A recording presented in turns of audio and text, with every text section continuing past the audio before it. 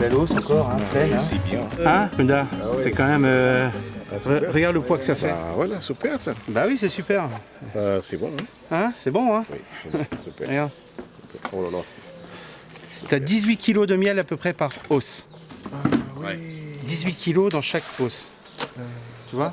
Donc, C'est du miel de quoi ici alors? ah ouais, c'est une miel toute fleur.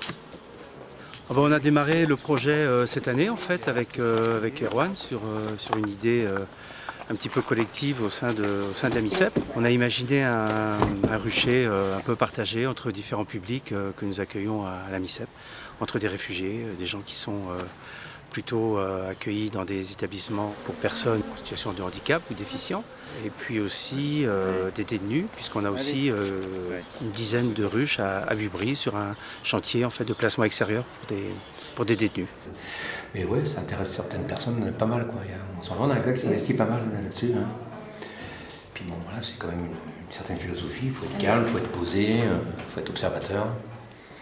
Donc c'est pas trop mal pour ce genre de public, je pense. Vous arrivez à les mettre à plat, les hausses là-bas? Il y a assez de... Ouais, de la place. C'est une activité aussi qui permet à chacun d'apporter un petit peu de ce qu'il est et puis de rencontrer aussi d'autres personnes au sein de l'association. C'est un lieu où on peut échanger en fait entre des personnes qui n'auraient pas l'occasion autrement de pouvoir se rencontrer au sein de l'association. C'est un projet intéressant. C'est de la breakfast. C'est des très très belles colonies. Il peut y avoir entre 30 000 et 50 000 individus dans une ruche. Et il y a une reine par ruche. C'est cette reine qui va décider pour toute la colonie. On appelle une colonie quand c'est une ruche. Elles se disent qu'on est trop serré dans la caisse, il faut qu'on parte, mais pour partir, il leur faut une reine. Donc ils créent une cellule royale, une reine va naître dans cette caisse, mais du coup, dans la même caisse, il y aura 2 reines. Et c'est pas possible que 2 reines vivent dans la même caisse. Qu'est-ce qui va se passer? L'ancienne reine, elle va prendre la moitié des abeilles et elle va partir.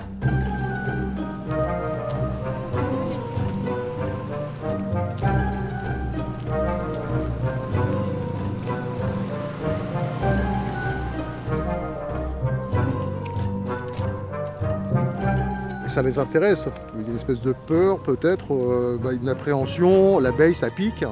Mais au-delà de l'abeille qui pique, il y a toute une vie sociale, toute une vie professionnelle également de l'abeille qui est intéressante.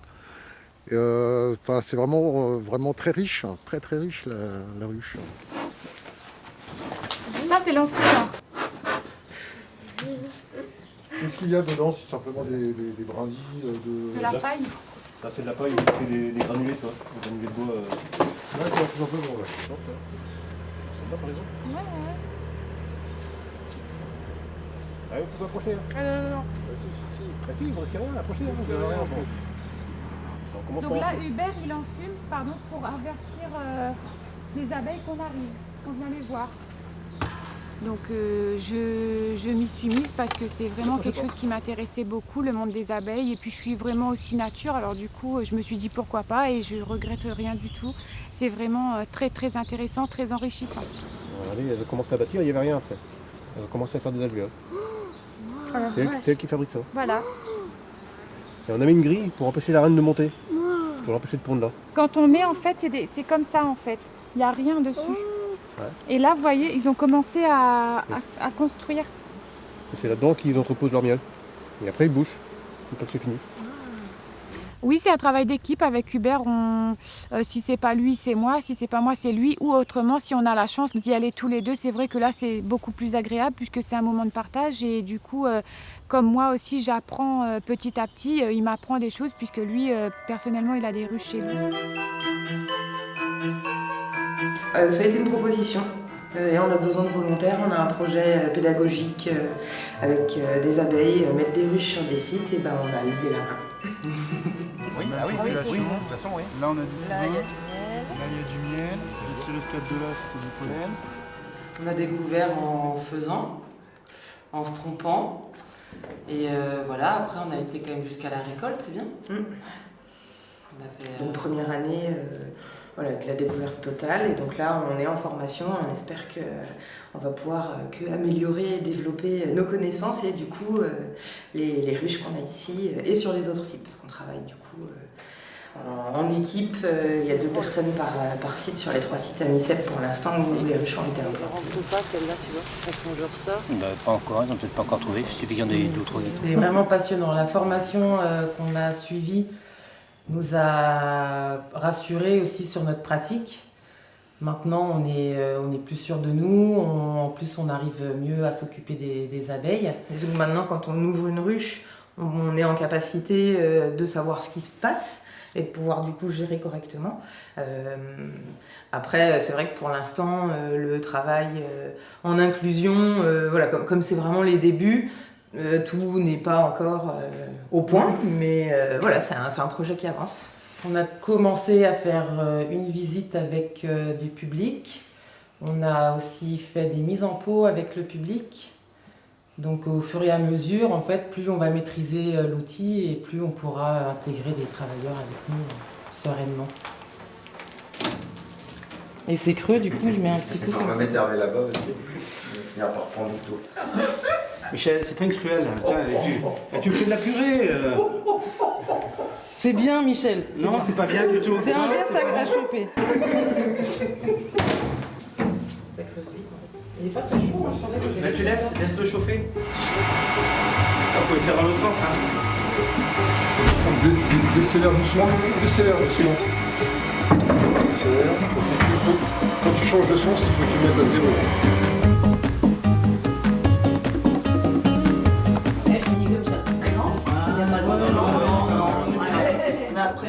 On est bénévole à l'épicerie solidaire. Voilà, donc on a été au rucher pour mettre le miel en pot. Ah, le poste de travail est nickel. Ouais. Super. Tout ça, c'est fait. Tout cela, ils sont faits. Nous, on vient du foyer de vie de Crac et donc on est venu pour faire la mise en pot aussi et puis découvrir aussi le monde du miel qui est tout nouveau pour nous. Hein. Donc voilà, ils découvrent. Comme ça permet de connaître aussi d'autres personnes de la MICEP, des gens qu'on ne côtoie pas tous les jours. C'est un peu compliqué de fermer les pots, mais c'est sympa. Là, attention. Et bon. Il y a une éponge qui était par là, mais celle-là n'est pas très propre. Il y avait une toute propre. Elle est là. Ouais, j'ai une là. Faites attention, ça peut être très chaud.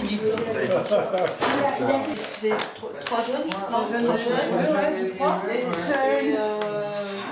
Et puis voilà, et puis vous êtes 3 aussi.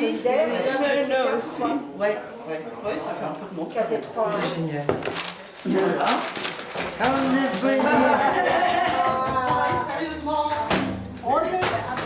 On a un point de vente du coup au particulier à Crac.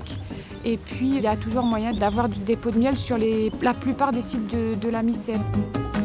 En fait, on avait un 3e site qui était le site de Bubry. Malheureusement, le rucher n'a pas tenu. Alors on ne connaît pas encore la raison et on n'en saura jamais non plus. Donc il nous reste 2 sites. C'est du vivant, donc c'est vrai que s'il y a des moments où on doit vraiment intervenir et que la météo n'est propice que le week-end, eh bien on vient le week-end. Oui, si on a une intervention prévue sur 1 heure qui dure 3 heures et on reste de toute façon. Donc oui. Et puis nous on a des impératifs au niveau de nos postes de travail et qui peuvent prendre le pas sur le programme qu'on avait fait avec les ruches, des choses qui sont plus urgentes administrativement ou au niveau de l'accompagnement pour Catherine avec l'atelier. Donc parfois on se dit tel jour on va intervenir sur le rucher et puis c'est pas possible. Mais moi en même temps je le fais avec plaisir parce que c'est vraiment passionnant. Mais il y a d'autres collègues qui s'intéressent au projet et qui du coup au fur et à mesure nous accompagnent sur les visites, sur la pratique et puis qui se forment avec nous. On a Camille notamment qui est moniteur blanchisserie. On a été bien aidés aussi par Pierre-Yves qui s'occupe des espaces verts dans la mise en place du nouveau rucher. Il nous a aidés à mettre en place toutes les ganivelles, à bien protéger notre rucher. Avec ses travailleurs. Voilà. Et du coup, ça va sûrement être les premiers à faire les visites de ruche avec nous. On espère au mois d'août.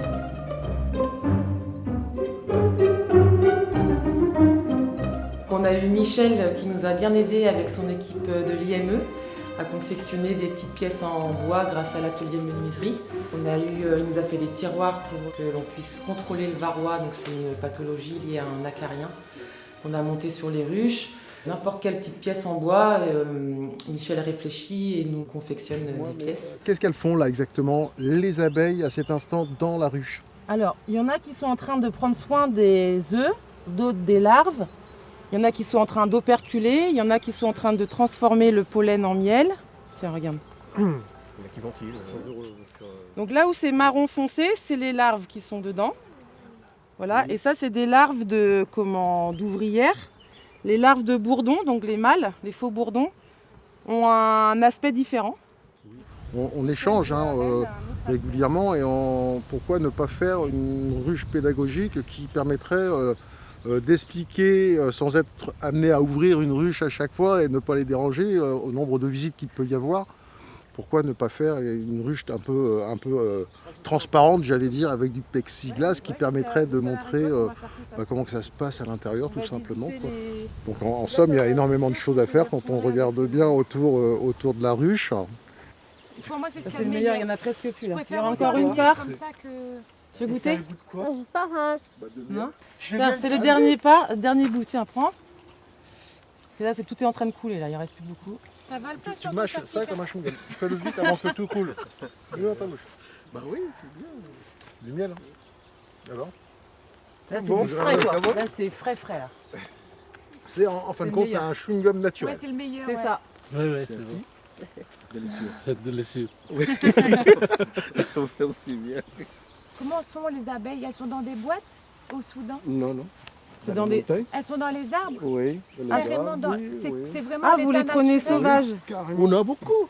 Au niveau donc des fleurs, j'allais dire, au Soudan ou en Afghanistan, c'est pas les mêmes qu'en France pour le coup. Non, oui, c'est ça. Est-ce qu'il y a une différence au niveau du goût? Ce projet prend forme, plus ça va aller et plus ça va être plaisant en fait de se lancer vraiment là-dedans. Le site de Pontivy, c'est vrai c'est un très beau site et on a eu pas mal d'essaimages, donc on a plein de ruches, donc je pense qu'il n'y a pas de souci à avoir et que ça va être que du positif.